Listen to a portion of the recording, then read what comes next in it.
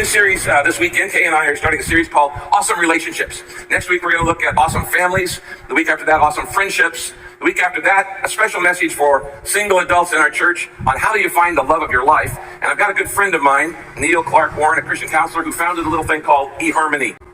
Why will there be no marriage in heaven? Because you won't need any of the 6 reasons marriage exists. In a perfect place, that you're not going to need the multiplication of the human race. In a perfect place, you're not going to need the protection of children. In a perfect place, you're not going to need the perfection of your character. You're not going to need the construction of society. You're not going to need the reflection of Christ's union. You don't need a metaphor because you're going to experience the real thing. It's seasonal. You go through different seasons. You go through them over and over and over. So, talk to us, babe, about the seasons of marriage. And let's just share with them. We've gone through a lot of seasons, ups and downs, good times, bad times, a lot of pain, a lot of joy. And I want to spare some people some pain. Yeah.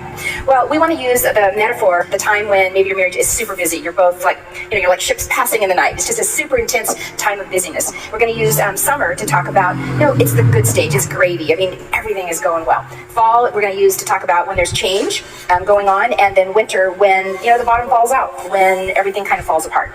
When we had premarital counseling before we got married, we were told that we were going to struggle in 5 areas. Communication, sex, in-laws, parenting, and money.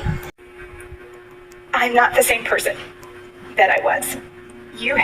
Being with you has changed me into...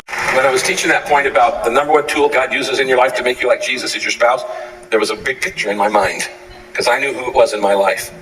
Because that it gives you, I have been able to handle enormous amounts of stress because I was married to this woman.